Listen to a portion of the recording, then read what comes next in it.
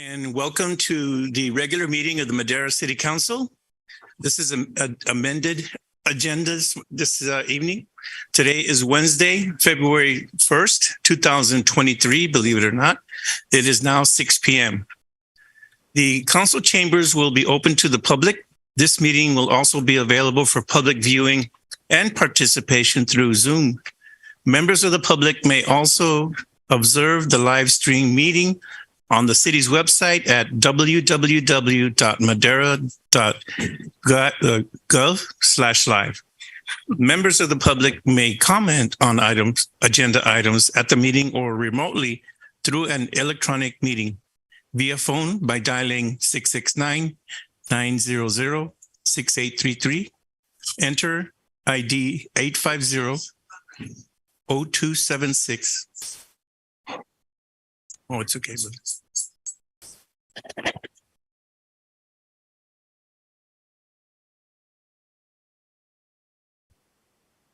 669. Lower your volume.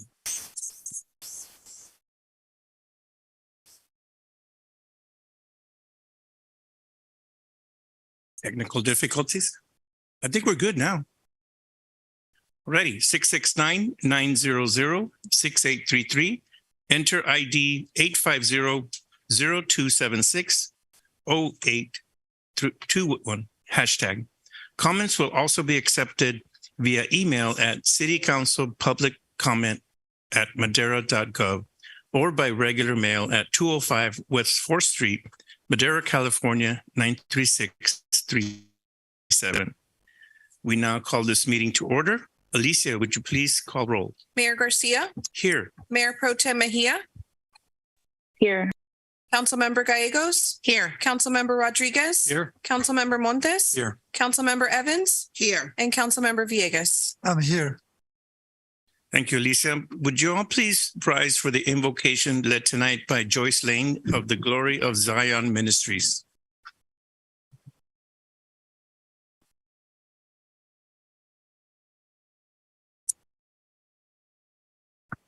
Good evening, Mayor, and all of you that have seats in the City Council. Father, this is a new year, so we come before you and we're asking, let the whole earth shout triumphantly to God. Serve the Lord with gladness. Let us all come before him with joyful songs, acknowledging that the Lord is God. He made us, and we're his. We're his people, the sheep of his pasture.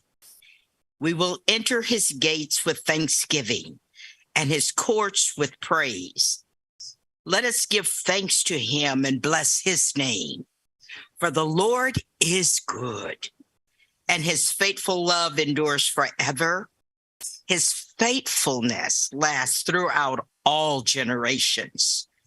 Father God, we ask for your wisdom and your righteousness and your mercy on behalf of the people that we serve here in the city of Madera. Let us all find ourselves in a new place, in a different seat before God, causing him to smile when he looks upon us. God bless. Thank you. Amen. Would you please remain standing for the Pledge of Allegiance led tonight by Chief Duran? Ready, begin. I pledge allegiance to the flag of the United States and to the republic for creation under God, indivisible, with liberty and justice for all.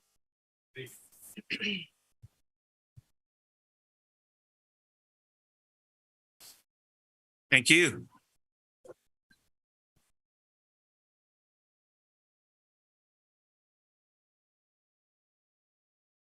We will now move on to the approval of the agenda.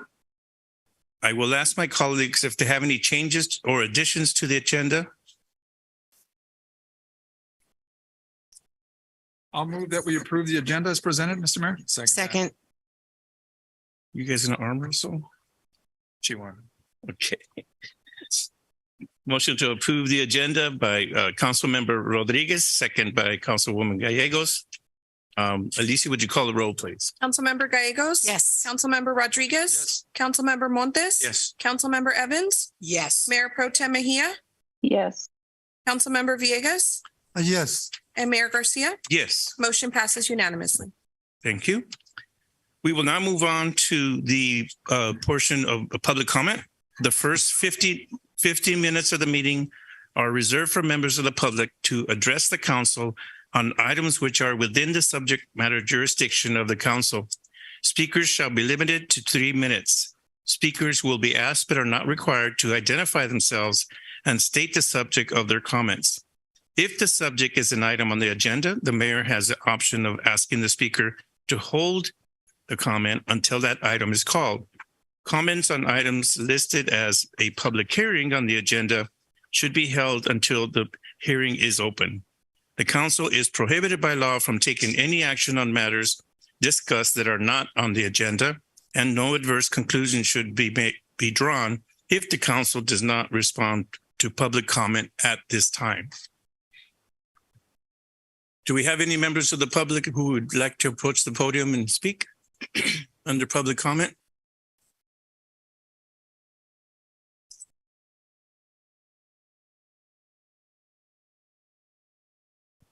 Hello, my name is Joshua Babcock, address 1761 East Omaha Avenue in Fresno.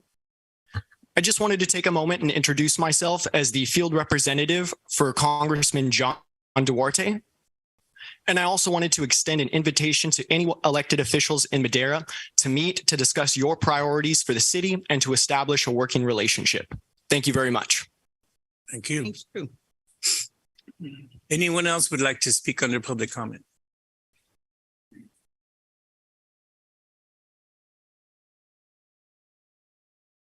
Good afternoon, or good evening, actually. My name is David Ortiz, 2075 Lemon Avenue, Madera, California, 93637. And I was told to be here tonight for, I was called by Sergio Martinez, I want to say. He contacted me and asked me to be here in regards to the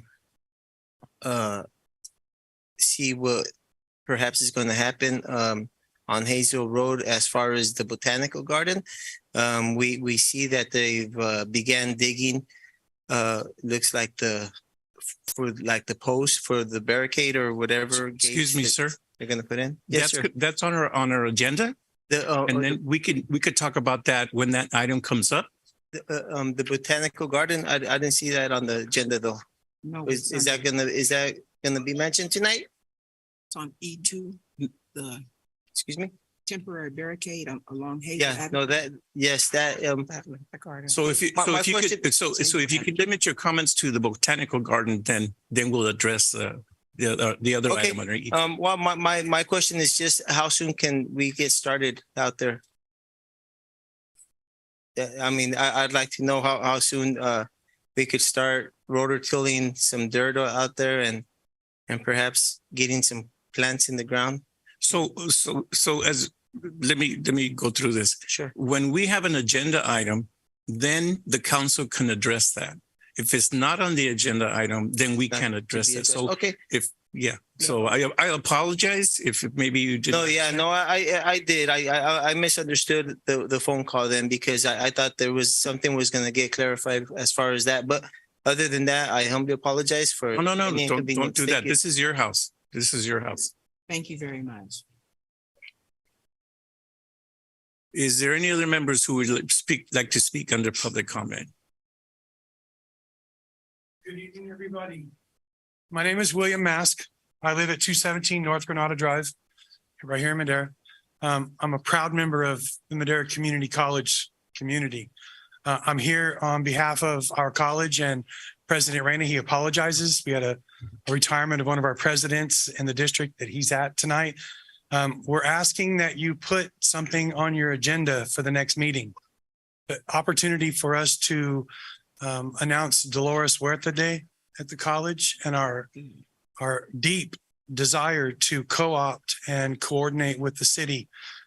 Dolores Huerta is now 92. I'm sure you all know that she's incredibly active still. Her schedule is incredibly busy, and we are trying very hard to solidify this date. And right now, we're almost there. I've been on the phone all week with not only her representative, but I've also talked with her son on a couple of occasions, and it's looking really good. It's promising. We want to share her with our entire city. Before we miss the opportunity, let's be real. I'm a historian. I love the idea of bringing her to our campus. So we want to put that on the agenda so we can come here and discuss it with you at the next city council meeting, and hopefully to get the city to co-op, maybe share her day in the city parks, city schools, and then to the college where we actually celebrate and raise her up. The second thing I want to invite you to is March 23rd, another community event that we're going to sponsor and put on, emphasizing Women in History's Month. This year, we're going to focus on professional women of Madera County. And I like to think of it as Heavy Hitters Row.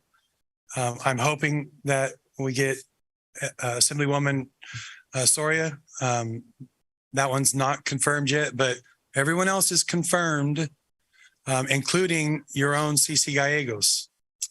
And I'm hoping that Councilmember Evans gets the opportunity to join her as well. But it really is an opportunity for us to highlight the women of our community so that our young women that are in college or going to college someday can see that it's possible. If I can see it, I can be it. Hence the same reason for the Dolores Huerta Day.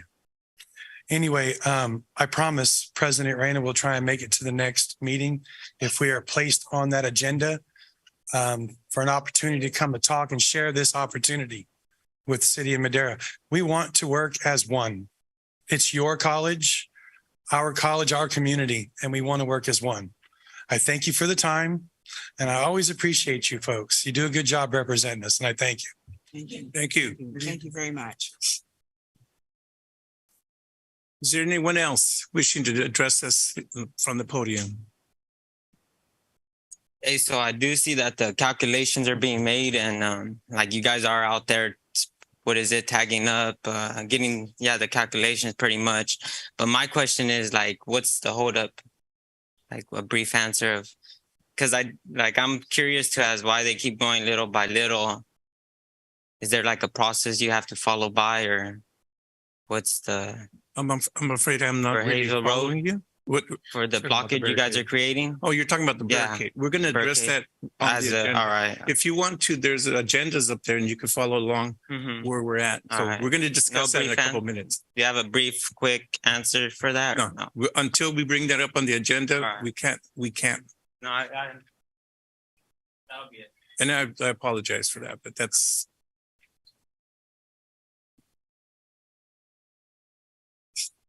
Is there anyone else in the public wishing to address the city council? Do we have any written comments, Alicia? We do, Mayor.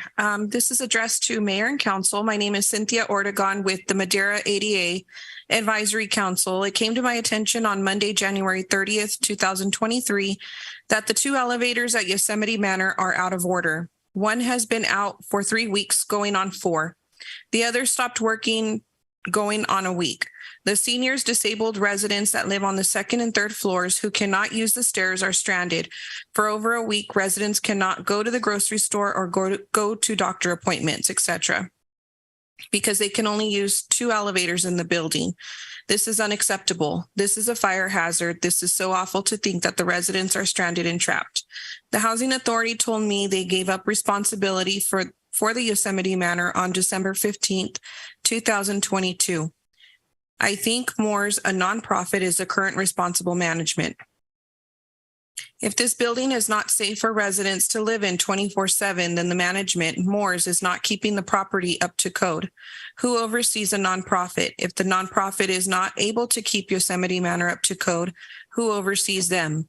Why didn't CAL FIRE know about this? This is a huge problem with older senior housing properties in Madera.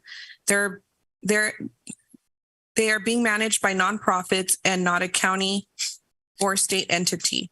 Does the city building department have authority to inspect this property to check for safety violations? This is a huge safety issue for our seniors disabled that live in Madera. This issue needs immediate action before someone gets hurt. Thank you, Cynthia Ortegon. That completes the written public comment received, Mayor. Mark, do we have any comments on Zoom? There's no one on Zoom, Mayor.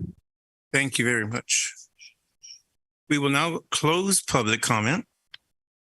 We will move on to, there are no written communications, and we will have a presentation.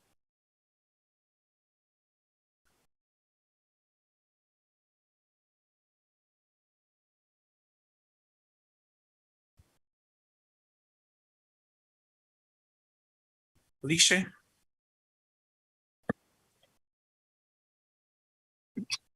Sorry, we need a break. We need a 10-minute break.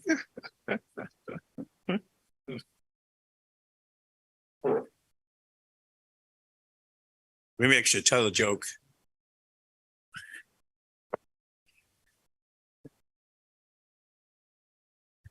My wife and I raised 5 children, so I get it. Believe me, I get it.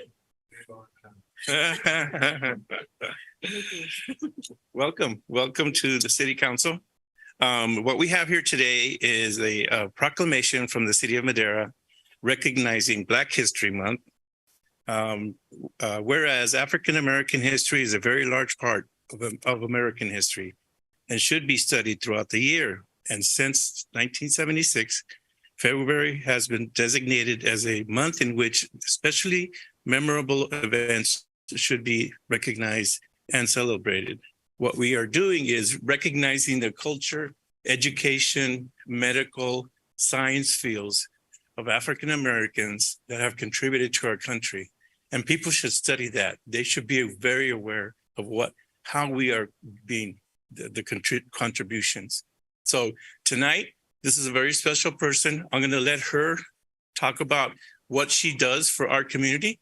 It's very powerful. It's very rewarding for our youth.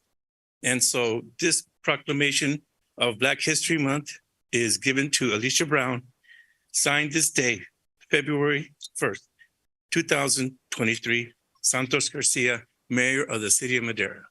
Congratulations.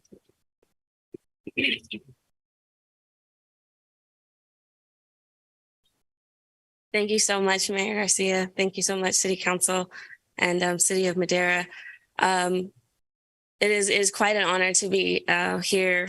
I'm part of Black History Month, and my contributions, I recently started a nonprofit organization, and what we do is it's called Project Run Madera, and we give back by providing resources and opportunities and making sure that our youth stay in the sport of running and making sure that they have what they need as necessary to stay in the sport of running, such as running shoes, shorts, sports bras.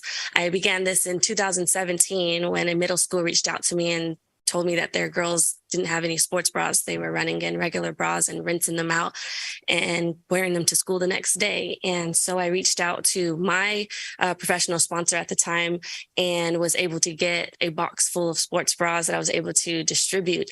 And when I realized it was as easy as opening my mouth to help the youth, that's when I started taking it a little more seriously and started reaching out to other middle schools and high schools who I thought could use the support.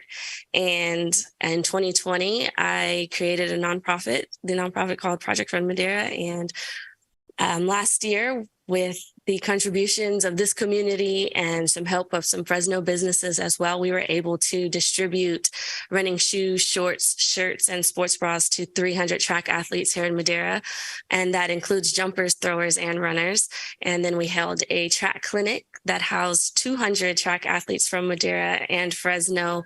And we had some professional runners come in. We had college coaches come in and coach some of these athletes from grades K through 12. It was an amazing turnout, and we just wish to continue these efforts and providing this service to our youth. So thank you so much.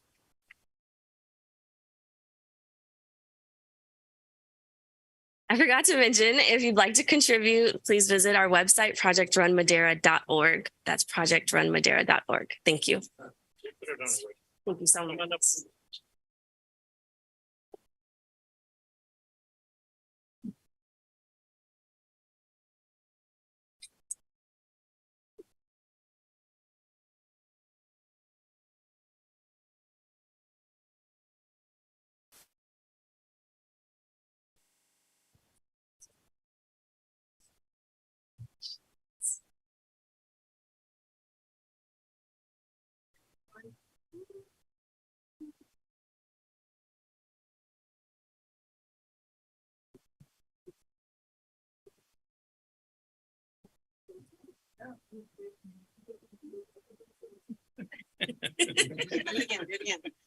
Retake it. Come on, come on.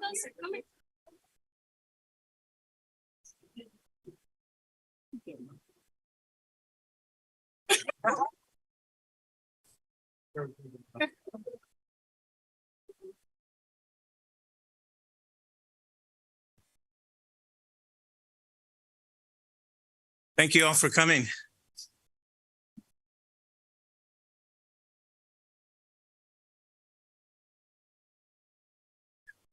We will now move on to, there are no introductions, there are no workshops. We will now move on to item B, consent calendar. Matters listed under the consent calendar are considered routine and will be enacted by one motion and one vote. There will be no separate discussion of these items. If discussion is desired, a member of the public or a member of the council may request an item be removed from the consent calendar and it will be considered separately. Are there any members? I'll wait for a sec. Good night.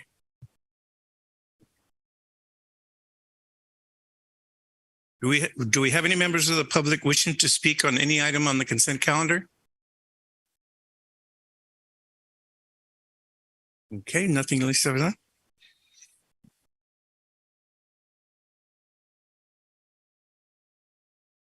I will now close public comment on this item and bring it back to my colleagues for discussion and or a motion. Mayor, move to approve the consent calendar as presented. Second. Motion to approve the consent calendar by Councilmember Montes, second by Councilor Villegas. Alicia, would you call the roll, please? Councilmember Gallegos? Yes. Councilmember Rodriguez? Yes. Councilmember Montes? Yes. Councilmember Evans? Yes. Mayor Pro Tem Mejia? Yes. Councilmember Villegas? Yes. Mayor Garcia? Yes, Motion passes unanimously. thank you very much, Alicia. We will now move on to item C, public hearings. Public hearing on the annual report on development impact fees for the 2021-22 fiscal year. I believe, is it, are you going to lead off on this, Arnoldo? Thank you very much, Mayor. With us this evening, we have Joy Canfield. It escapes me if Joy's been before council, so I apologize. I believe this is Joy's first time with us. So for the benefit of everyone in the community, Joy is our interim finance director. Joy has roughly 30 years as a finance director, primarily in Southern California. She decided to join us as Kingsley's assisting the United Nations in Nigeria. And so Joy has been with us about the middle of December, actually the first part of December, and she has been a tremendous asset to the organization. She has a wealth of knowledge, and one of the things that she reminded me of is that we have to do an AB 1600 kind of report annually, which Joy's going to go over. So again, here's Joy. Joy, thank you very much for joining us this evening. Thank you, Arnoldo. Good evening, Mayor Garcia, members of the council. We're here tonight to present to you the AB 1600 compliance report. This is an annual report of development impact fees. What is AB 1600? AB 1600 was the Mitigation Fee Act. It was passed in 1987. The act allowed cities to collect fees to mitigate the impacts of development in their communities. The legal requirements for enactment of these fees and reporting of development impact fee programs are covered under the California Government Code sections 66000 to 66025. A development impact fee is a fee that is imposed by the city on a new or proposed residential or commercial development project. The purpose of these fees is to pay for the impact that the developments will have on the city's infrastructure and servicing requirements. Types of development impact fees that the city collects fees for are general government, public safety, parks, public works, water projects, wastewater projects, streets and roads, signalization, sewer, and storm drain. The reporting requirements for the annual reporting of this is the report we're considering this evening, are covered under section 66006 of the California Government Code.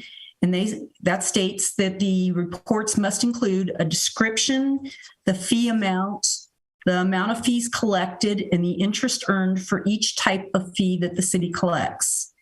The identification of each public improvement on which fees were expended during the year, including the total percentage of the cost of the public improvement that was funded with the development impact fee.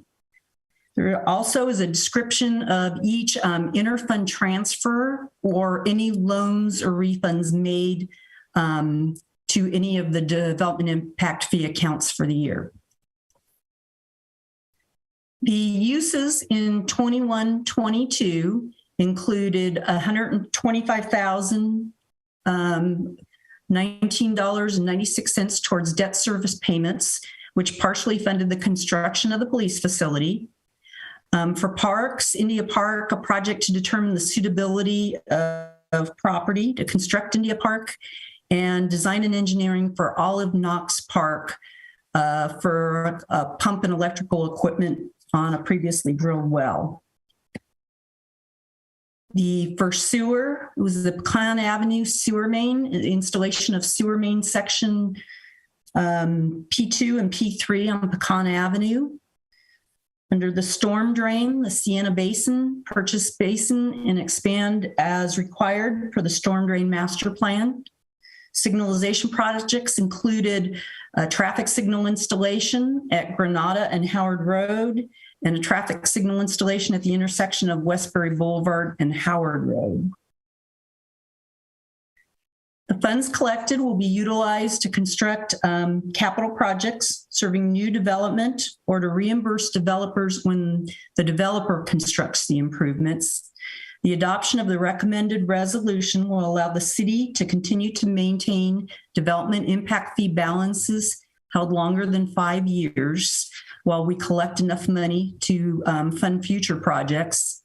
And if the findings outlined in the attached resolution are not made, the city is obligated under the government code to refund these monies that were collected to the current owner of the subject properties.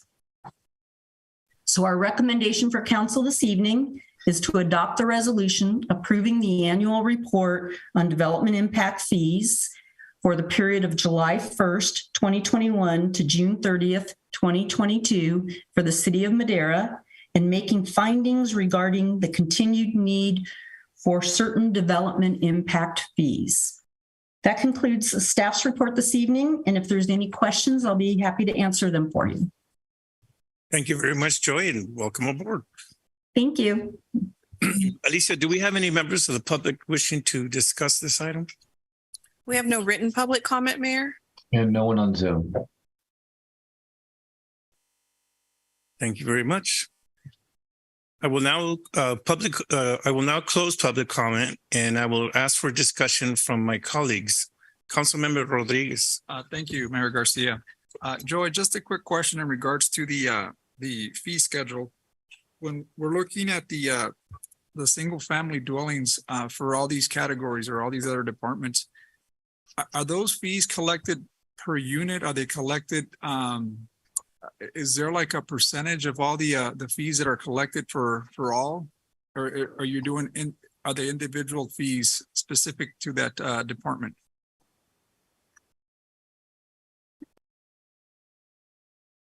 You're on, there you go.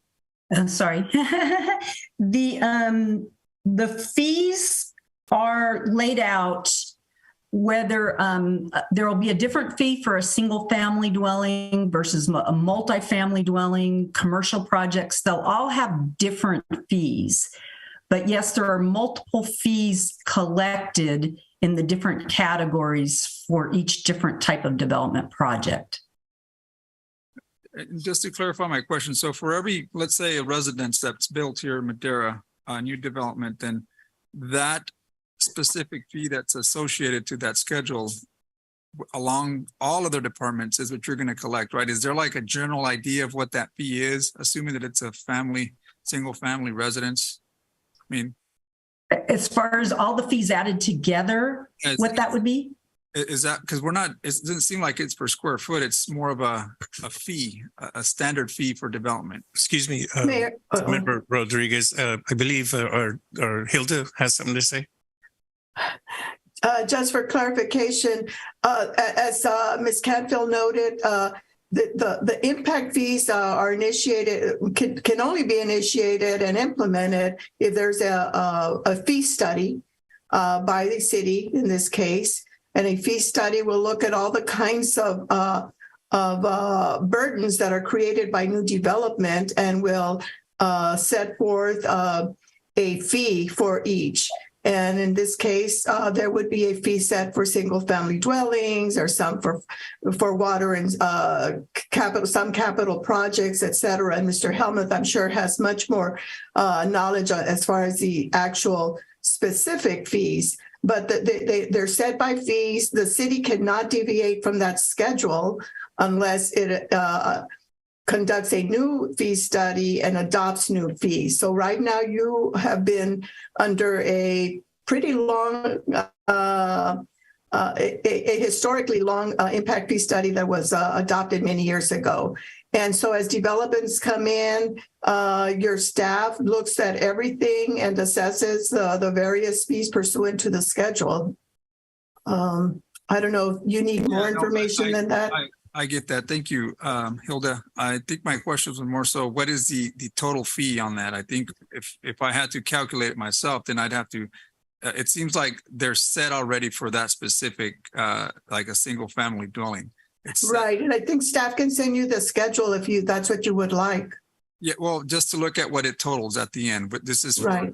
What it totals of the impact fees and is, I guess in the future, we'll be able to study whether or not that's enough. If the impacts that created is sufficient to what we're collecting. But, and when new developments are brought before you for like new maps and things like that, staff will include language in there regarding impact fees and how much each particular development will pay. Got it. Were you going to say something there, City Manager Arnoldo? And thank you, Councilmember Rodriguez. Can suggest, this is probably more for the community. So every single family home, regardless of square footage, has a flat fee. Every apartment has a flat fee per unit, regardless of number of bedrooms.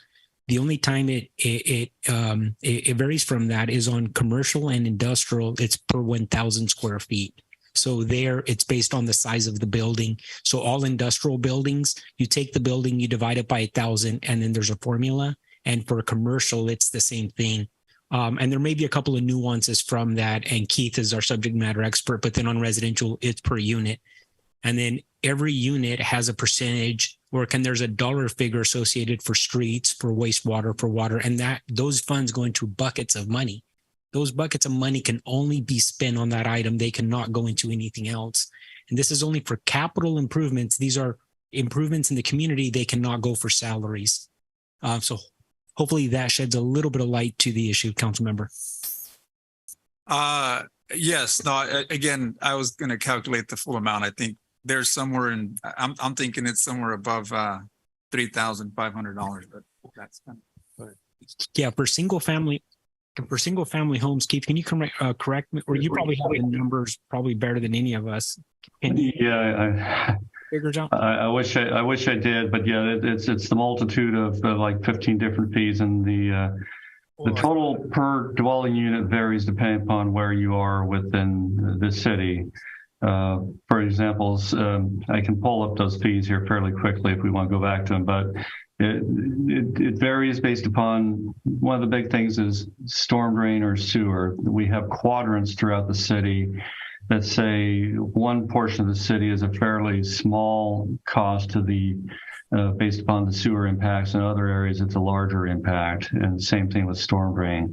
I'm guessing, and it's a guess right now because it's been a while since I've looked. We're up upwards of around $15,000 per unit when it's all said and done.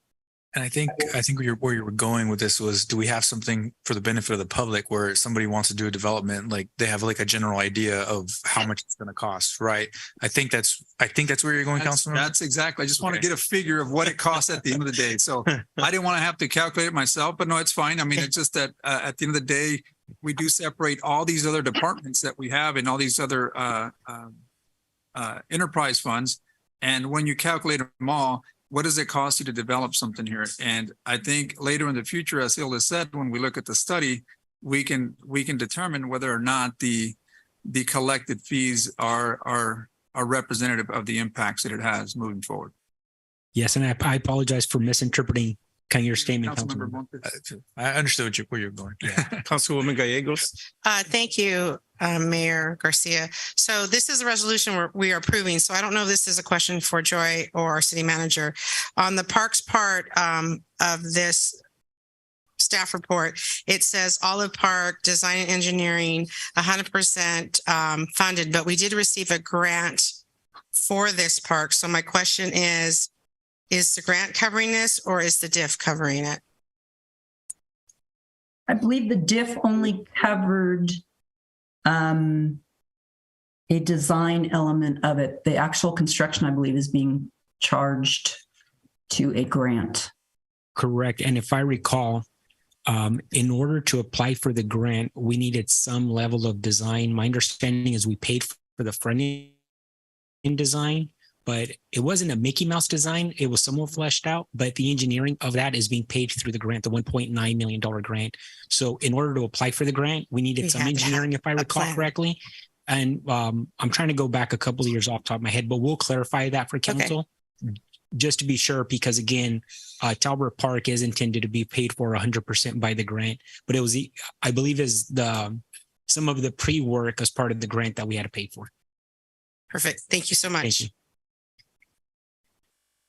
Councilmember Rodriguez, Yes, Mr. I'll just a further clarification. Yes, and I'll just piggyback on that last comment that Councilmember Montes made is if in the future, when we get that study, because they're flat fees, if we can get the total of what it costs to have a single family dwelling and a multi-family dwelling, because those are the only two pieces really that have a set amount. The others require square footage. We don't know what that is, but at least those two, we know what the actual impacts would be and what we collect for that.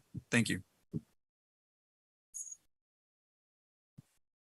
Seeing no further questions, I will ask my colleagues for a motion. I so move to approve C1 as presented. Second that.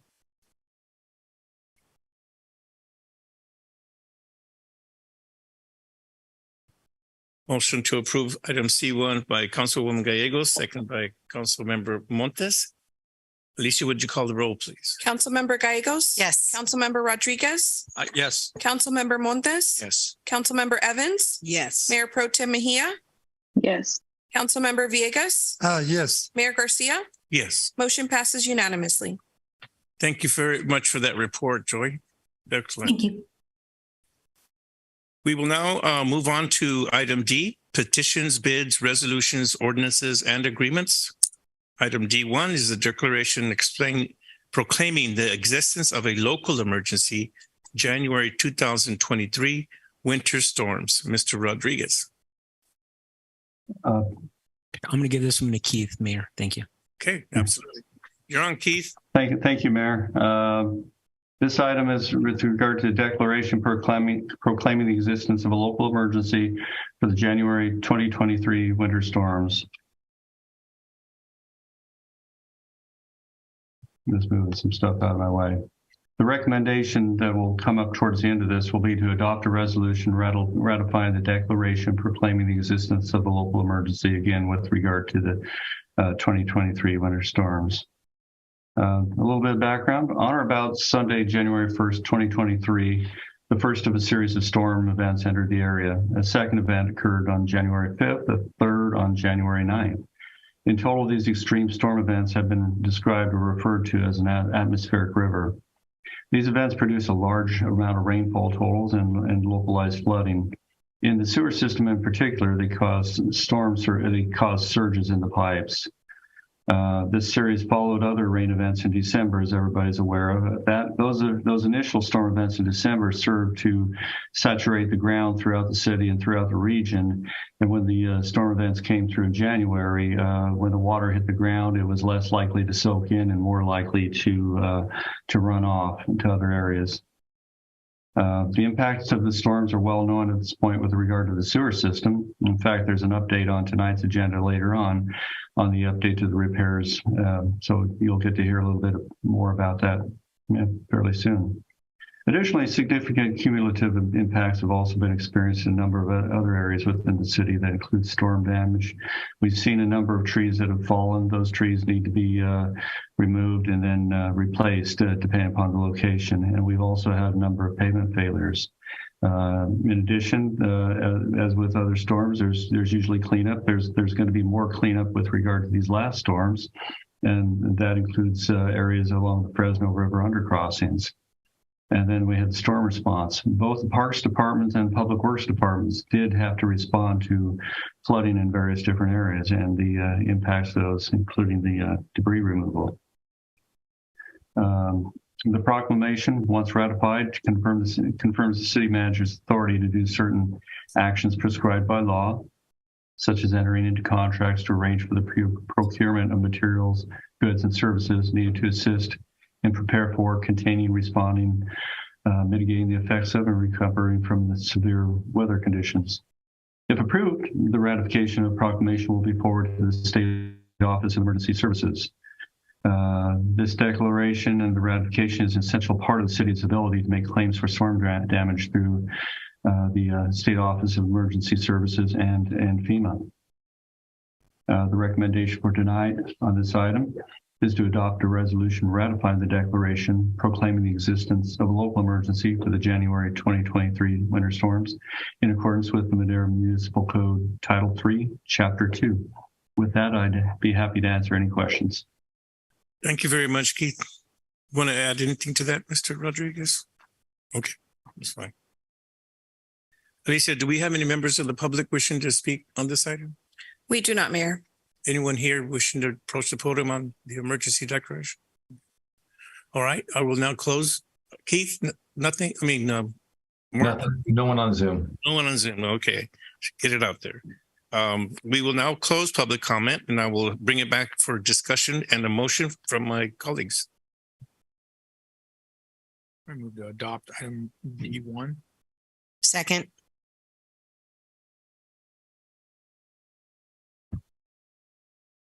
Motion to adopt item D1 by Councilmember Montes, second by Councilwoman Gallegos. Alicia, would you call the roll, please? Councilmember Gallegos? Yes. Councilmember Rodriguez? Yes. Councilmember Montes? Yes. Councilmember Evans? Yes. Mayor Pro Tem Mejia? Yes. Councilmember Villegas? Yes. Mayor Garcia? Yes. Motion passes unanimously. Thank you very much. Thank you very much for that report, Keith. Thank you. We will now move on to administrative reports. Item E. Item E1 is the mayor's appointments to outside boards. Alicia, are you going to make a presentation on this? No, actually, Mayor, we brought this item before council at the last council meeting. We provided a worksheet in this staff report for this meeting for February 1st. And it has last year's appointments. It also includes the appointments you're suggesting at this moment. So I'll turn it back to you to go through that list with your colleagues. Do we have any members of, I'm sorry. Do we have any members of the public wishing to speak on this item? Anyone on Zoom or in written comments? We have none, Mayor. Thank you very much. I'll close public comment. And we will now move on to discussion from my colleagues. What I want to do now is we'll go down the line one at a time, just like we do the districts. Councilwoman Gallegos, would you like to start off with the appointments?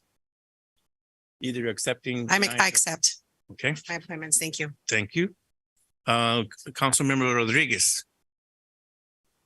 I also accept, Mayor. Alrighty. Councilmember Montes. It's a big change. I accept. Okay. Councilmember Evans. I accept. Councilmember Mejia. Mayor Pro Tem Mejia, I accept. Councilmember Villegas.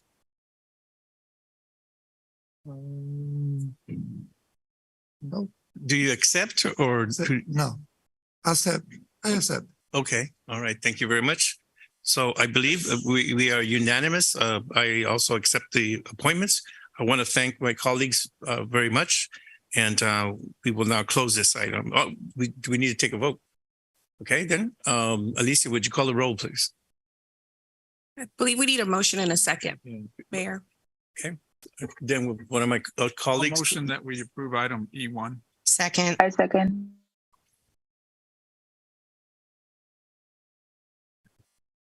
Motion to approve item T1 by Councilmember Rodriguez, second by Councilwoman Gallegos. Alicia, would you call the roll, please? Councilmember Gallegos? Yes. Councilmember Rodriguez? Yes. Councilmember Montes? Yes. Councilmember Evans? Yes. Mayor Pro Tem Mejia? Yes. Councilmember Villegas? Yes. Mayor Garcia? Yes, Motion passes unanimously. thank you very much. We will now move on to item E2, temporary barricade along Hazel Avenue. Mr. Rodriguez. Thank you very much, Mayor. If you can bear with me for a second here while I pull up a presentation.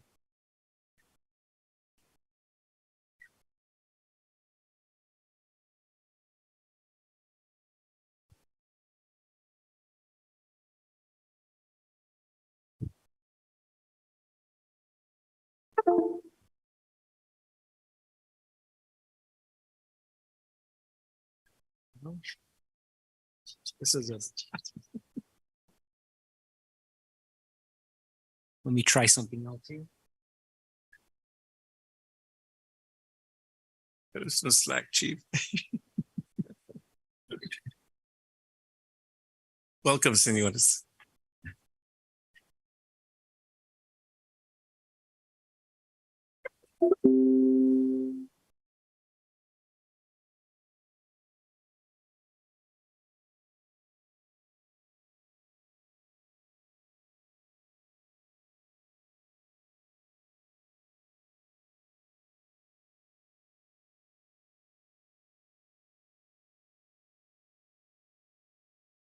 Okay, here we go, Mayor. Thank you very much for your patience. The item before you this evening is an update to the City Council on city staff's response to some of the comments that were made 2 weeks ago at the council meeting regarding Hazel Avenue and some of the challenges that we're having with Hazel. Going back to the last meeting, which was 2 weeks ago, we heard from numerous community members express their concern for the condition of Hazel. Hazel is in what I would refer to as New Parkwood, which is just to the east of Parkwood. And it's specifically near Raymond Thomas Road and Lemon Avenue. So for a visual map, this is the southern portion of the community. Identified in red on the southern edge there on the very bottom is the subject area. Here's Parkwood Elementary, here's Parkwood, and this is what's commonly referred to as New Parkwood, even though it actually does have as an official name. I should know this because I lived right next there for 15 years. And so the name escapes me, but I think in the community, a lot of people call it New Parkwood. So zooming in a little bit, this is Hazel Road. Hazel Road right now serves a road, I'm not going to say to nowhere, but it's largely unused. The challenge with Hazel is we need that road for long-term planning in the area. So the road, staff does not recommend that this road be abandoned. It's actually a key road for the city to ensure that we don't have landlocked parcels further to the south and to the east.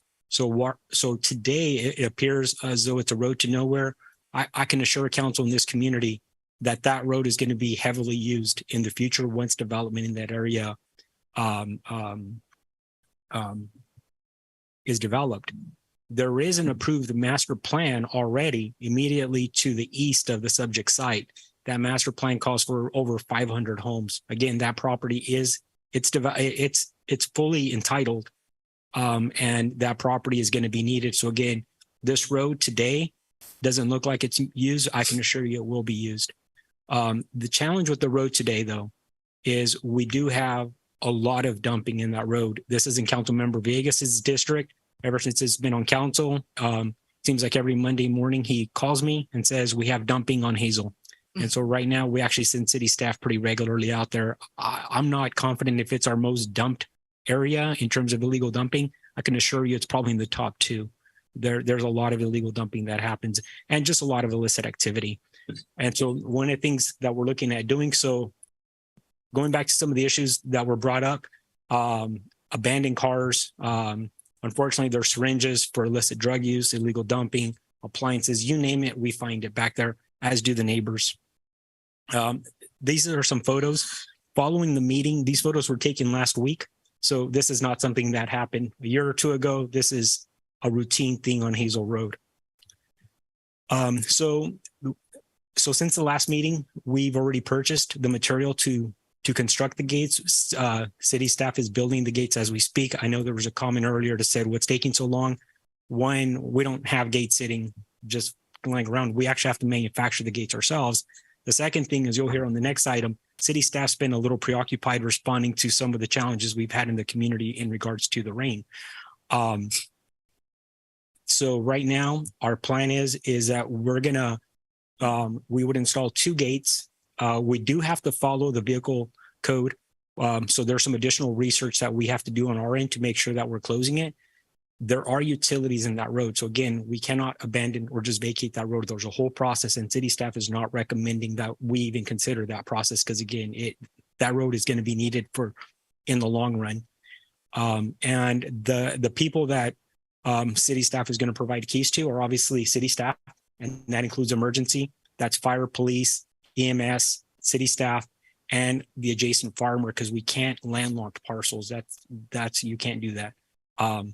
And so again, this road, though, this is a temporary solution. And I say temporary because while we're going to gate it, we want to emphasize to the community that's here, this road will be opened at some point. So we cannot abandon it. And at some point, those gates will have to come off once development in that area happens. And so again, that road's going to be key for the entire circulation, because we do have some challenges in that area because of the canals. And so again, that's why the road's going to be necessary. And on top of that, further to the west, you have a state route that has limited access. So it's not one of those things we can just start adding intersections along the roadways. You can't do that. It's a state highway, and that creates some other challenges. We have been in conversations with Caltrans about this area for about a year now, probably not a year, I'd say about 8 months. And those conversations are very routine. And Keith, myself, have been at those meetings along with Will Tackett and Gary Conti. And this is one area that we've been talking about because individuals have expressed a desire to develop in that area. And so as we're looking at it, it's not just a matter of looking at this area, it's rather the entire region to make sure that we're providing access to all the property. So we have started manufacturing the gates, and I know this is not, there's a slight glare in the photo, but this is, here's one of the gates right here. So it's manufactured already. We do have to, I'll call it paint/coat it, and there's some additional work. So this is not something, so in terms of the government, since the last time the community was here 2 weeks ago, this is lightning time. This is not usually how government works, but we acknowledge it's an issue. We've known about it, and we jumped on it right away. So we obviously want to see it happen. We just have some processes that we have to follow to make sure that we're not creating problems for ourselves down the road. So with that, again, this item is being submitted to council for informational purposes. We also wanted to make sure that the community know that we heard them. We acknowledge it's an issue, and we're reacting as fast as we can and with the resources we have available. So that concludes my presentation, Mayor. Thank you very much, Arnoldo. Are there any members of the public that would like to approach the podium? Now's the time to do so.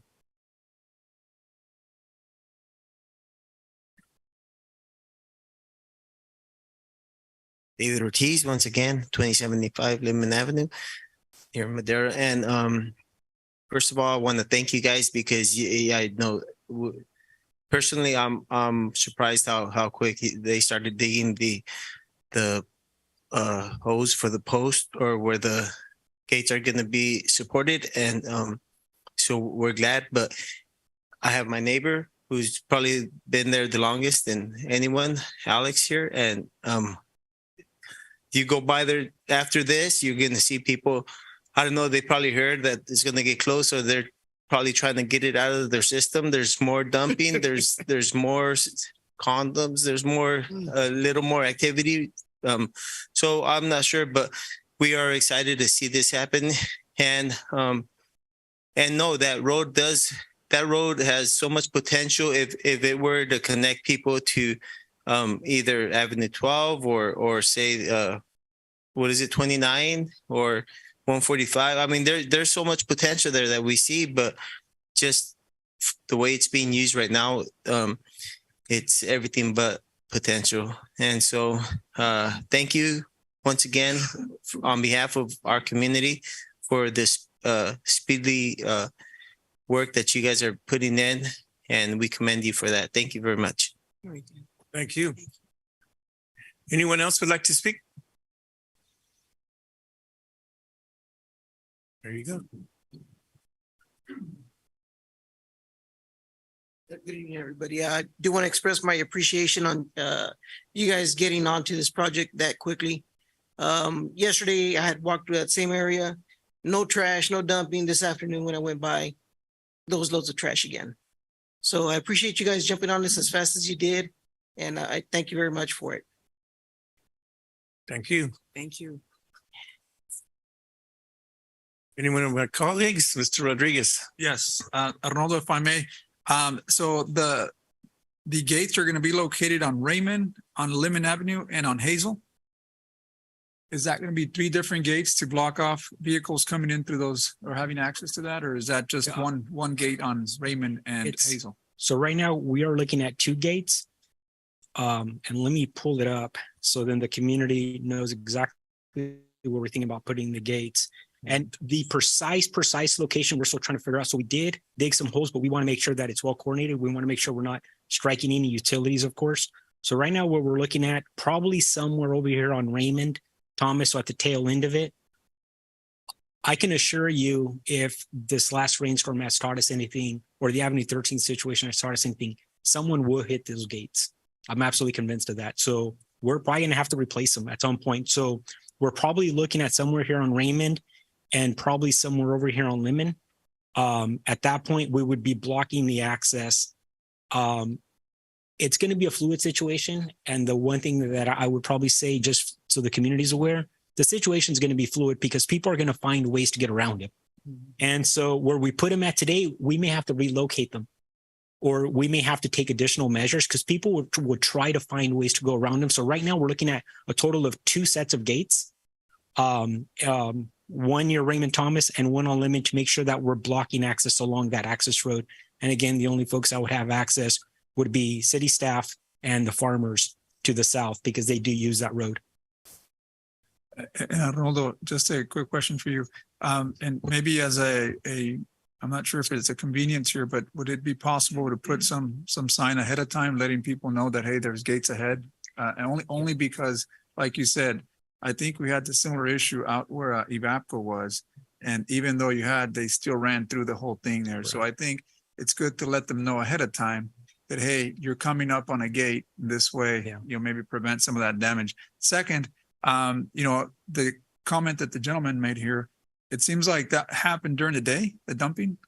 I don't think so because I'm sorry. There's nothing there. Most of the people are gone from the area. They can't hear you, so I just wanted to ask you that because I was going to ask the chief something there. So it usually happens during the day when everyone's at work. In the morning, I'll go through there to the back just to make sure nothing's going on before I head to work. So by the afternoon, well, trash is already there. So, and maybe the question to the chief is: do you regularly get people there dumping illegally? And if so, do they, I mean, people know the fines, violations of illegal dumping? Is that a jurisdiction that we look over?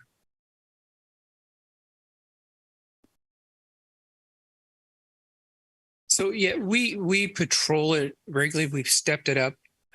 Certainly set the complaints, but it's random. And we haven't actually apprehended anyone in the act of dumping. That would take someone sitting there 24/7. So we haven't actually apprehended him, but why it's clean at certain periods of time, because we're running people through there. The officer in charge of that area, they'll go to their calls for service, and then they make it a point to cruise through there and check it out. Corporal McAllister, who just walked in, he's made it a project of his during day shift to address that area too. But as far as apprehension, no, we haven't apprehended anyone there. Okay, no, I mean, obviously vehicles dumping stuff in there, I'm sure they're big enough to see. So people probably have cameras in some way that they may be able to see. But anyway, yeah, I guess my bigger question was access, and I think you addressed that, city manager. Thank you, chief. Councilmember Villegas. Yes, thank you, Mayor Santos Garcia. Yeah, since I moved over there in 2020 and I started running all the way south and Hessel all the way to the east, I started seeing all those kind of trash and graffiti and everything. I was bugging Arnaldo, hey, look at this, look at that, almost every single day. Trash, right, in the south on Hassel. Oh, man. And this is a good thing. It's going to help in some ways, hopefully, stop. They used to play races right there in Hassel and make the donuts too. So, but it's a good thing that we're going to have something and they can help the community and hopefully they can be much better. Thank you.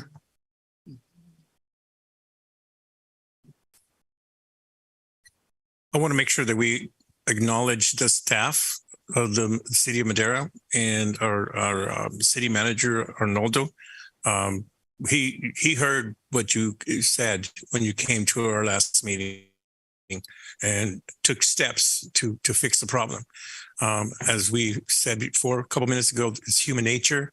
People are going to do the things that they're going to do, but at least we're making attempts to make sure that is mitigated and it doesn't happen as often as possible. And we are trying. And like you said, it was lightning fast. Things don't happen like this. You don't go to Home Depot and get a gate like this. I'll tell you that much. Alrighty. Mayor, we have Councilwoman I'm Mayor sorry. Pro Tem Mejia. Excuse me. Mayor Pro Tem, I'm sorry, I didn't see your hand. No worries, Mayor. My question is similar to Councilmember Rodriguez. I was interested in knowing the additional measures that might be taken that were mentioned by Arnoldo, and if it's possible to continue working with residents to possibly capture footage if they have cameras. Yes, Mayor Pro Tem. Can we explore adding some signage, which being extremely familiar with the area, would be on Raymond Thomas Road as vehicles are headed southbound. And then can the chief is here. I'm can they have a great team, and they'll be reaching out to the community members to see if anyone has any video. It's obviously very helpful. Going back to what the chief said, it's very difficult to have officers there to monitor the area. But if we have video of individuals dumping, that would be ideal. But people that are going to dump do funny stuff and they cover their license plates and they take them off and they do a lot of different things. So our police department, for as great of a job they do, it's pretty challenging to catch people in the act of dumping, but we're definitely going to try. Thank you. Councilmember Rodriguez. I'll just make a comment with that, Arnoldo, because the social media posts that we get from the city of Madera, especially Madera Police, you'd be surprised what people don't do and how easily they get caught. So, and that's thanks to the chief and his team. What's the name of the Wacky Wednesday? Or what is it? Look who it is Thursday. There you go. Who's it Wednesday? Who got caught Wednesday? Who's this Wednesday or something? who is it Wednesday? And you just gave me a good idea. Maybe next Wednesday we'll post pictures of that and try to find out who's doing the dumping. You'd be surprised how many people in the community would really step up to help our community if you asked for help. I think there's a lot of volunteers willing to do that. So, and again, prime example is exactly look who's Wednesday. Before you know it, I think it solves a lot of the issues that we have around here. Because I think, I mean, that behavior it can't be tolerated. It needs to be, and it's not everybody in Madera. There's certain people that just happen to get away with it. But up until you put measures or you enforce it and you slap their hands with the fine, I'm sure that they'll think twice. Yeah. Well, I'm 100% sure it's county residents anyway, Councilman. So. Okay, there you go. Hey, you want to start that? That's fine there.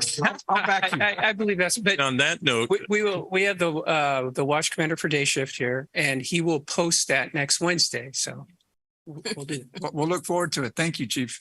Councilmember Montes. Yeah, so in my code enforcement days here in Madera, I went back there and I actually busted a few people. I mean, we're not arresting them for that. But is the fine still the same? Is it still $250? So maybe that might be something that council can explore a future date to making it a little more punitive, maybe raising it to about $1,000 or something. I know there are camera systems available, but there are no non-undergrounded utilities out there, correct? There's no like light poles or anything that we can piggyback off of, or are there? Okay, so we can maybe partner with PG&E, say, hey, can we get on one of your light poles or something? I mean, and again, I don't know if that's something that's feasible, but at least we can explore. So cameras are a great option. However, this temporary fix will take care of that, because you're looking at a high dollar expenditure for the cameras that you need and as many as you need in that area. So I think the gates that are going up and what's being worked on right now will solve this short term until we get residential built in there. But I'm more than happy to increase my budget if you guys want to do it for me. To get cameras. If we can take it from the punitive citations, then I think it can pay for itself there too. Really? Okay. All right. Okay. I think we're done. So this is an informational item only, so there's no action to be taken. So we're good to go. We will now move on to item E3, emergency repairs to Avenue 13 sewer trunk main at Granada Drive, update number 1. Mr. Helmuth, do you have this item? Actually, tonight, Mayor, Ellen Bitter will be presenting it. Okay, thank you. Ellen? Thank you, Mayor. Good evening, members of the council. I will be presenting tonight's update, and I'm going to share my screen.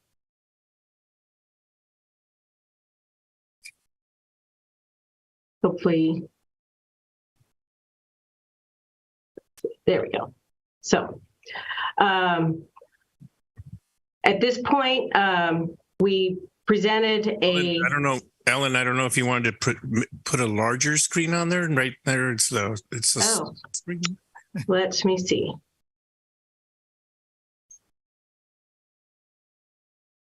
I'm going to stop and reshare again. How did you do that?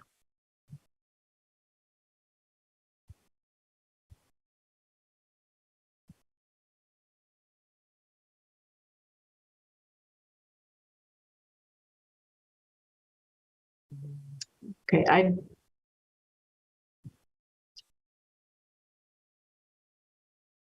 okay, this happened to me once before, and I think I'm going to have to go back and just work from my PowerPoint program.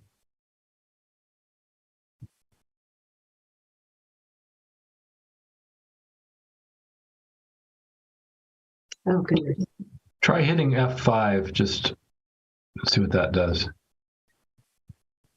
That didn't do it. Maybe I'll try a dip screen share screen 1, maybe.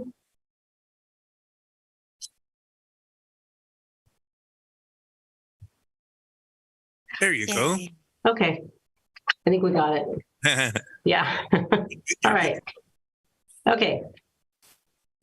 So We're providing an update to the emergency repairs that are taking place out at the sewer collapse at Avenue 13 and Road 25, also Granada Avenue.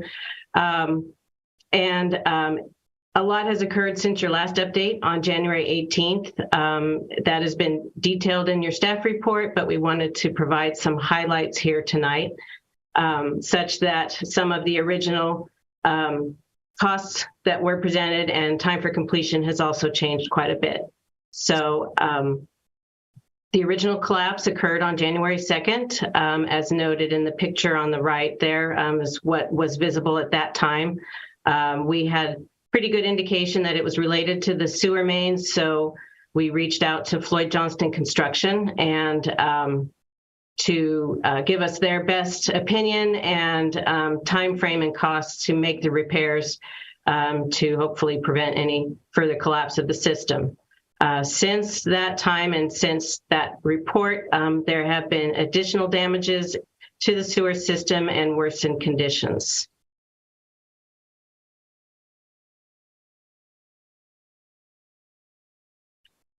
This is the original map that was presented at the 18th, showing the location of the damaged pipeline. As of today, the second area of a failed pipeline under the Union Pacific Railroad tracks has become part of the project, and related to that and pretty much required in order to make the repairs under the railroad, we are going to have to extend our improvements and replace pipeline up to a new manhole that was constructed here on Pecan Avenue. As a refresher, as presented at the last meeting, on January 3rd, city staff was notified of the sinkhole, and that's when we went out to the site and we engaged Floyd Johnston to assist the city in making these repairs due to the emergency nature. We had a cost estimate on January 6th of about $394,000. That following weekend, we had another significant rain event such that it further damaged the pipeline and it collapsed completely, totally blocking the flows out to the plant. So that Monday, Floyd Johnston mobilized on site. At the same time, our city crews were out with their emergency pumps, and our contracted emergency pump company, Rainforrent, was also out there until a more permanent bypass was in place. PG&E arrived on site on January 12th and were able to remove a pole that was in conflict and at risk. I also want to note that Union Pacific was out and they had to remove one of their signal gate arms that was also in conflict with the sinkhole. On January 13th, Floyd Johnston was pretty much in control of the site and the traffic control in that project area. The road has been closed in all directions to traffic since then. On January 18th, this item was brought to council for a finding of an emergency situation and allowing the city to procure contractors under emergency procedures. So this was a typical picture a couple weeks ago out at the site. Since that presentation on January 21st, a Saturday, the company that's monitoring the pumps out there noted a sudden clogging of the pumps and a whole bunch of debris in the pipe washed down the pipeline. That indicated, and it was coming from the direction of the pipeline that goes under the Union Pacific Railroad tracks, which is a 27-inch pipeline. So it was a good indication that that one had also failed, probably due to just the pumping operations that were out there, and it would kind of surcharge up into the pipe and then back down, and that the pipe was of a condition that it just couldn't handle it. And so on Saturday, we went back out with city crews to assist, this time because the 27-inch comes from the, I'll call it the southeast side of the railroad tracks. If you can see on the next slide, I'll show a photo that shows that we actually had to bypass across the railroad tracks. Also, it was our observation that it looked like with the amount of soil and debris that was distributed in the pipe, that there could be a compromise to the railroad track area. So we notified Union Pacific and had them come out, and between that and the fact that we had to pump across the tracks, the train traffic had been stopped from deliveries on that spur line until it could be further investigated. In the meantime, Floyd Johnston's pumping subcontractor, Multiple Pumping Services, had to mobilize some additional pumps and set up a more robust pumping system on the 27-inch line now. So now we have two pumps going, one for the 42-inch that parallels the railroad track that comes from the north side of town, and now we're also pumping all the rest of the flow that comes in on the 27 into a combined system that then pumps it down towards the plant. So in this photo, you can see here's the pipeline that was going across the tracks as a result of what happened on the 21st. On 26, we were investigating this area. This is on this, again, on the southeast side of the tracks. You can see the pumps are pumping out of that manhole, and then it's going across the tracks. They gained access here just to start initial investigations, and I call it a porthole because that's about all it was. Once they opened that up, they realized that there was a large void underneath next to that manhole. So this is that's a flashlight in there, and what we were seeing on Thursday, January 26th. So that was the date your staff report was published. So what I'm presenting now is new information potentially that wasn't in that report.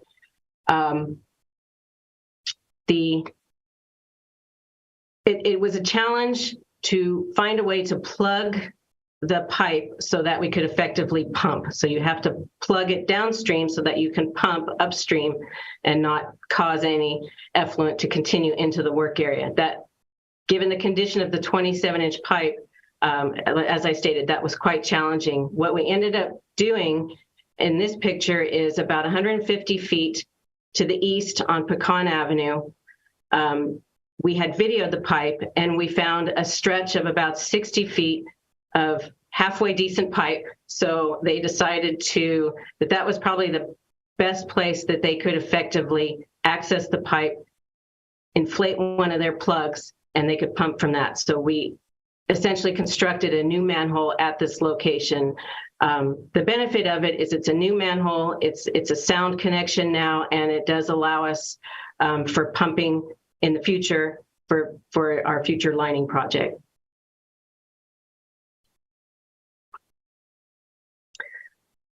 Now that we have this known void out there, again, we contacted the railroad and let them know that it appears to be, fairly serious. And at this point, the trains are still not running on the tracks. So on Saturday, Floyd Johnston went out and actually excavated the area where they believe the void was. And so you can see them pulling up the pavement right there. That's about 4 feet away from the tracks. In this photo here, you can see the outline of the top of the void that as they were removing the pavement. Here it is, fully open. And at this point now, we are excavating down because there is a 42-inch steel casing that was installed back in 1977 when the sewer pipeline was built that goes under the tracks. And so we're digging down to find that, to see if it's sound and that it can be used again, and we can run our new pipeline through that. And I will say that we were successful in finding it. This is a picture of it down in the hole. We saw the top arch of it. It's about 17 feet down. And we documented it, the location and the depth. And then we had to backfill that entire hole just to make it safe and properly backfill it and compact it. And so on the right, the picture is the fully restored hole. There is no more void, no more hole. It was backfilled with PG&E rated fill sand and compacted. Additionally, we were able to run a bypass pipe underneath the rails. It's in the foreground here. You can't really see it. So we are now pumping underneath the rails to our main setup that's on the north side of the tracks. The tracks are clear. This void is held, and they are now running train traffic back on the spur line. So there's been one today, and I saw one go through yesterday too. I wanted to put this picture in. This is our original plan, replacing the 42-inch, and here is a piece of that 42-inch kind of staged, getting ready to go in. So just to gauge timing and some of the costs we've incurred, originally this work was supposed to start second week of January, but with everything that happened and kind of the snowball effect of the area and the condition, that we're just now starting that initial work. One of the other delays we're going to encounter is with the work under the railroad. We now have to submit through the railroad and get their approvals. We are working with their engineers, and they have committed to us that what we do submit will be fast-tracked because they want us out of there as fast as they can. So fingers crossed that that's going to be a fast process. As far as the costs that we're looking at, so on January 18th, we reported an estimate of about $429,000. We had $15,000 for our temporary pumps that the city contracted. I do see now that our costs are potentially going to exceed. I've got $1.4 million. And the reason is we have a complete bypass set up now on the other side for the 27-inch. I've planned out, I hope it doesn't go as far as through the end of February, but I've planned out for 4 weeks of pumping. We had to back up in our progress and deal with the void that was discovered on the other side of the tracks. So there's costs associated with that. And now we also have about 210 feet of the 27-inch pipeline that needs to be replaced, in addition to the 77 feet of 42-inch we were already going to replace. We have at least 3 new manholes that if you get a chance to see out there, it's quite an operation. They're big structures. They're 20 feet deep. We're looking at 5-foot diameter, inside diameter of the manholes. So they're very expensive. And so those have been calculated into that cost. Additionally, where that void was, we're going to have to get back into that area with an engineered shoring plan so that we can access the existing casing and hopefully keep the railroad open during that time. So we're working on those drawings with a specialty shoring contractor. And as we found 2 weeks ago, whatever else might come at us, we'll have to be prepared for that. As far as our funding sources, we had previously reported that the initial costs will be applied to the sewer fund. By the local emergency declaration tonight that was acted on earlier, hopefully that will allow us potential access to FEMA funds to reimburse the costs that are associated with the storm event, because it's the fact of the failure was due to the storm inflow and infiltration into our sewer system and the surge that happened during those rains. And again, just noting that we did receive assistance in an amount of $5 million and $3.5 million that will definitely be put to good use. And we're trying to fast track those next phases of the project. And so that's the funding that will be utilized for that. There's no action required tonight by council, but you might have questions. And so myself, I'm here, Matt Bullis is here, and Keith is here to answer any of those. Thank you, Ellen. Thank you for that report. I'm going to open up for public comment. Anyone here wishing to address the trunk line issue? Is there any written comments or? We have none, Mayor. And no one on Zoom. Thank you very much, Mark. We will now close public comment. I'll bring it back to my colleagues. I'm not sure which one was first. Okay, Councilwoman Gallegos. Thank you, Mayor Garcia. First off, I just want the community to know that this is a local emergency. This is the main line to our sewer in the city of Madera. So I would like to thank my colleagues, number one, for allowing those ARPA funds to pay to repair this main line that's been needed to be repaired for years in the city, years, and the assistance of Costa and Ana Caballero. The staff, there's no words. Thank you so much. Because when the toilets don't flush at home, we get the calls. That would be like knocks on our doors. Alan, you're a rock star for digging through files to find the plans, to know that there was a casing under the railroad tracks, because Union Pacific is sometimes can be very difficult. And so with that was just a hit out of the park for us to know that that casing was there. I'd like to thank Josh Sims and Nathan Alonso from PG&E to move that pole. My gosh, this happened when they were out at Planada and Merced, where there were floods, and it was a major line, electricity and gas. They didn't send just one truck. We had 6 trucks out there because they knew this was important to our citizens. And it's a main line, a heartbeat, a vein to our heart. So I'd like to do a shout out to them and the Union Pacific Railroad. We had supervisor and the head supervisor out there realizing that this was a major incident in the city. So we can't move forward as a community and do good if we don't have these partnerships.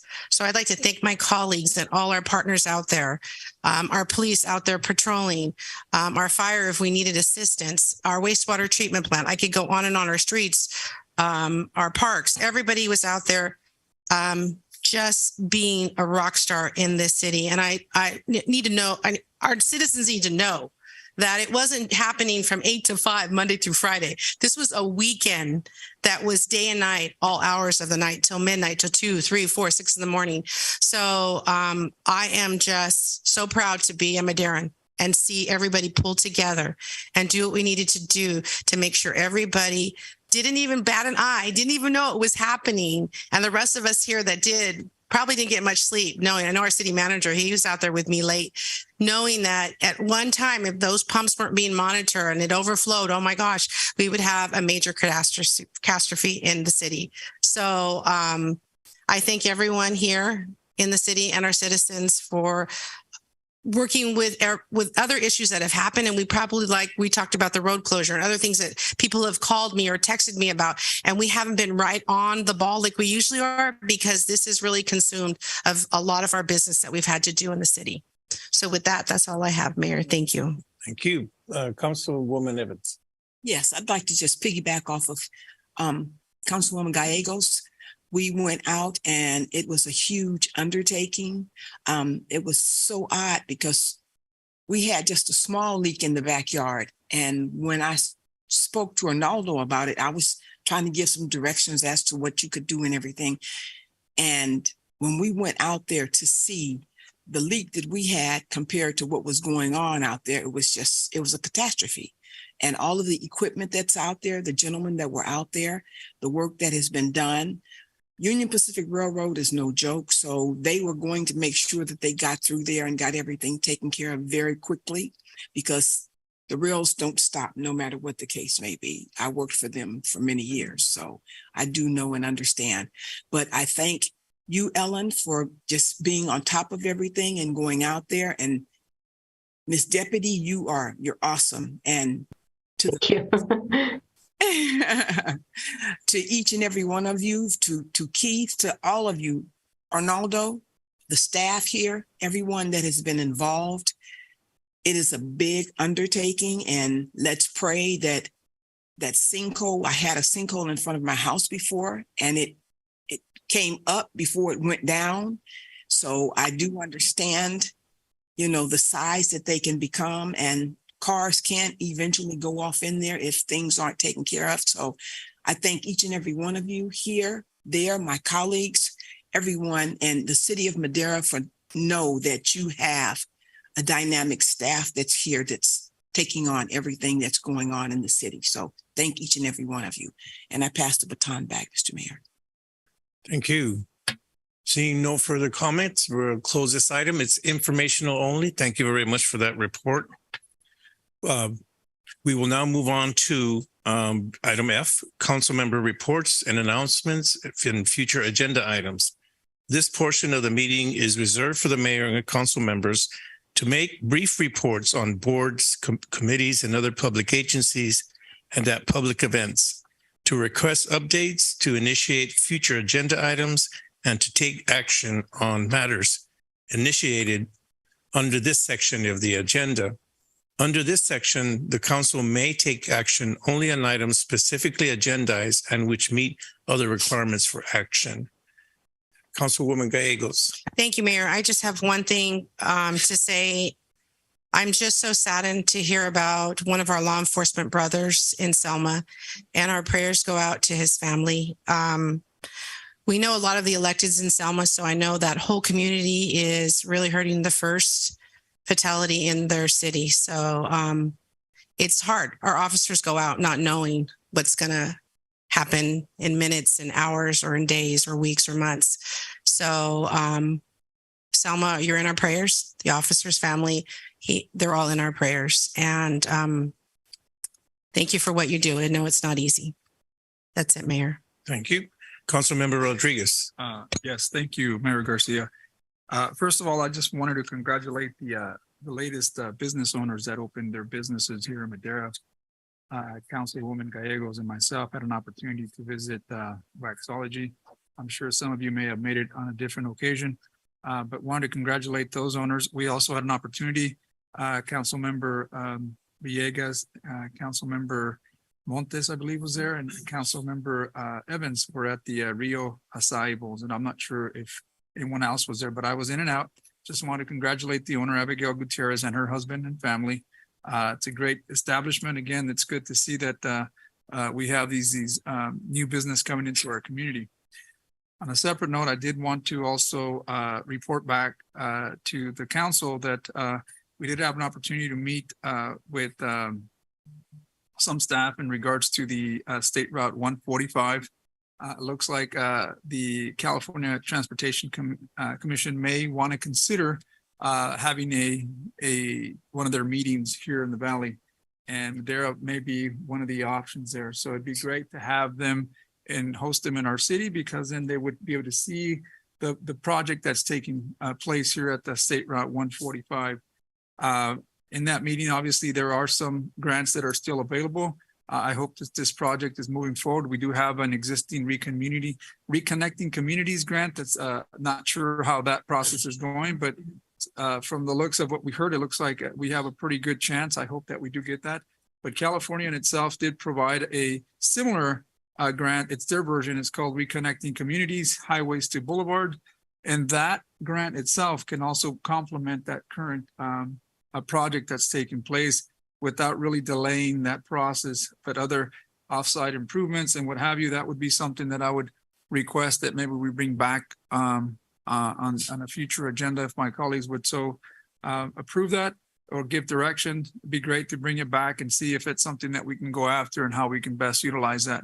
I know that there's a lot of work going on there. I certainly don't want to stall any of the work or stall any of the movement. But if it's a grant and we need to hire someone, then that's fine. I would love to go after those funds and enhance the downtown State Highway 145. But in that meeting, of course, was our council members Gallegos and Council Member Montes. They can also chime in if they'd like. But that's all I have to report. Thank you. A lot of funds coming from the transportation. So Biden has just signed another bill that there's a lot more money coming in. I think it's going to be a good opportunity for us to take advantage of some of those infrastructure grant monies that are available. Are you asking for? Well, the only thing that I would ask is to see if we can bring back, yeah. we can bring back a discussion item or maybe a presentation in regards to that reconnecting communities, highways to boulevards, and see how we can possibly utilize that and complement our current project now. Without really, and I'll emphasize on this, I know that there's a urgency of trying to get this other project underway, but there's money's coming all it's tied together different times. So it's good for us to try to at least look to see if we can capture those funds. So you get some thumbs up here too. Yeah. Right. Okay. So a future agenda item, por favor. Okay, thank you very much, Mayor. And we'll schedule that. Thank you. All right, thank you. Councilmember Montes. Yeah, I also want to thank staff for everything they've done. There's a lot going on. And, reiterate what Councilmember Gallego said. Heart goes out to the officer in Selma, and thank you for officers that we have. It's not something I think that you think about every day. At least we don't, the community doesn't. I know it's something that's probably on your minds, and we do appreciate everything you do for us and everything you put online for us. So again, prayers for the family and the community in Selma, but also for our officers, so that nothing like that happens in our community. I did participate in that downtown, the State Route 145. I do. It's a great opportunity, and I think that I know we got the thumbs up, but it's a good opportunity to maximize the benefits of those funds. Also participated in the point in time count, and I know we have been doing a lot of work in the community. We've got some preliminary, figures. It does look like the unhoused population has increased slightly. It might not be in this community, but in our surrounding community. So we're part of the Fresno Madera continuing care. So it's all Madera County, all Fresno County. So it does impact us. So, there's a lot more work to do. And I just look forward to continuing to try to provide those services. And again, thank you, staff, for everything you do. Okay, thank you very much. Councilwoman Evans. Yes. Thank you, Mr. Mayor and staff. First and foremost, I did go to the I see Bowl. Yes. And that's quite a different type of dessert. And it was interesting. So I want to say welcome to the community. Thank you for choosing Madera and coming here. Also, I did go to Yosemite Manor when there was the elevators that were out. And I went as a council person because those individuals are residents of the city of Madera. And to see them sitting there and not being able to move around, it was really hurtful. So I'm so very glad now that we do at least have one of the elevators that is working, and they will be able to move around. The fire department had been out there and had addressed the issue. And from what I understand, they're supposed to be getting some type of a stand-up chair now to be able to go down the stairs as well. So that's a good thing. Also, the river is descending, and it is so sad to find out. I was leaving home the other morning to find out that a young lady was found that was living on the riverbed, homeless on the river. And to her family, I send my condolences and may she rest in peace. There's things that are starting to happen out there now and activity again, but it's beautiful to be able to see the Canada geese and the wildlife that has been out on the riverbed. So just knowing that there's activity that's starting to come, the fires that they're starting to build again now. So those are some of the things. Also, just wanting my colleagues to know that each and every one of you are important to this city. We each were elected to a different area, and that's what we're here for. And to just give note that, we all are children of God, and each one of us may serve in a different capacity, and each one of us may believe differently. But at the end of the day, we stand before this flag and we take the oath and we honor what we're supposed to be here to do. And as colleagues, we have respect for each other, not only on the dais, but out in the community. So, there's some things that have been said, but I just want people to know, no matter what the case may be, you may see us doing and saying or whatever the case may be here and expressions or whatever. But at the end of the day, each one of us sit here and we fight for this city. We fight for each other, and we fight for the love that we have for each one of you.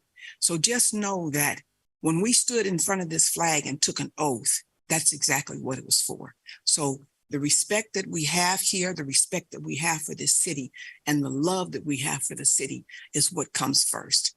And I thank each and every one of you. God bless you. And when you leave from here tonight, please be safe and go home and hug your babies, because that's what it's all about. And I pass the baton, Mr. Mayor. Thank you very much. Mayor Pro Tem Mejia. Thank you, Mayor.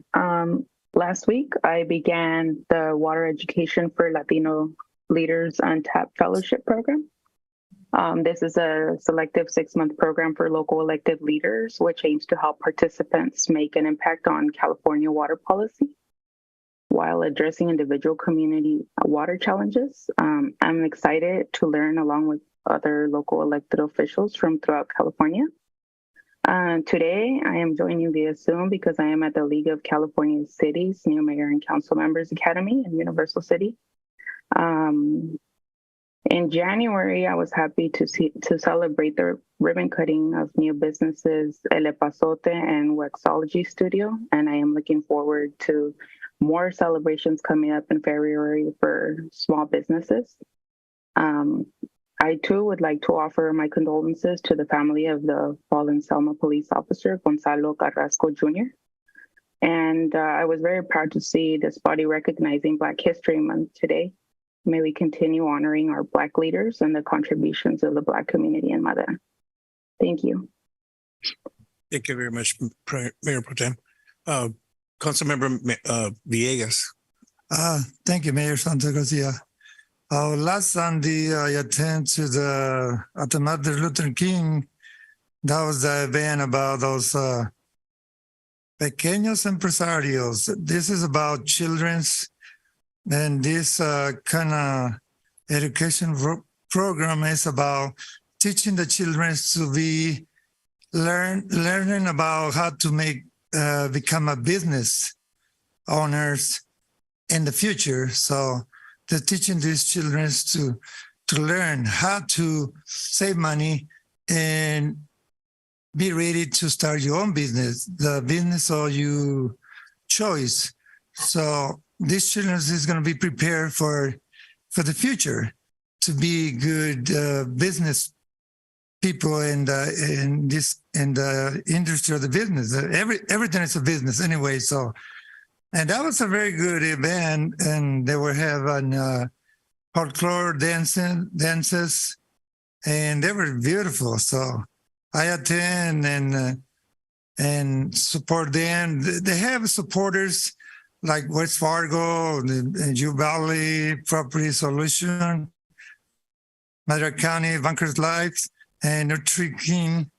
So in course of the city of Madera. So and they give us some kind of recognition. I give it to Alicia.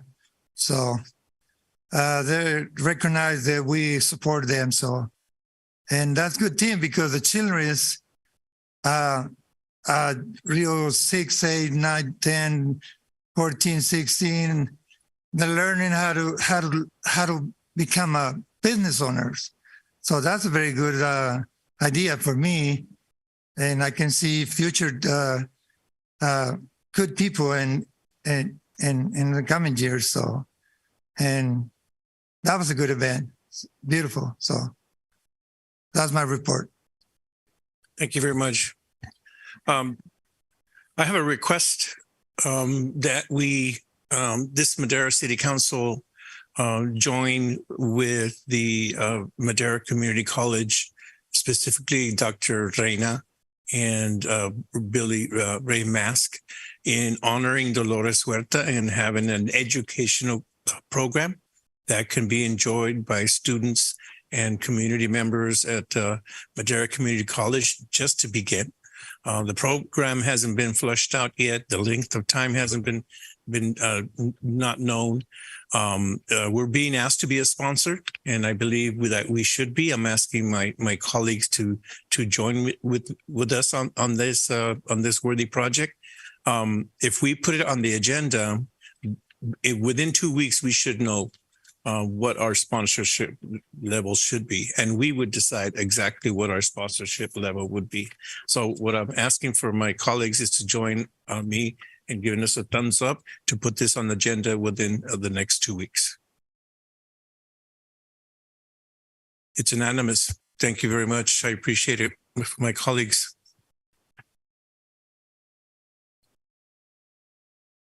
We will now close this item and move on to item G. We will be going to a closed session. Hilda, would you take us? And I'm sorry I didn't recognize you earlier. Oh, that's okay. Thank you, Mayor. You're on now. The spotlight's on you. Oh, thank you. And that'll be for you to go into closed session on conference with real property negotiators under Government Code 54956.8. Property is one parcel, APN 038030028, with the city negotiators Keith Helmuth and the negotiating parties Francisco A. and Antonia H. Holguin, and under negotiation price and terms. And then there's a second parcel, same negotiator for the city, and that's for APN 038100008 and 038100009, and that would be with negotiating party Valley West Christian Center. And again, under negotiation are the price and terms. And finally, there's a public employee performance evaluation under Government Code 54957B1 for the title city manager. Thank you very much, Hilda, for that. We will now go into closed session. Thank you for those of you who have attended tonight. We appreciate it.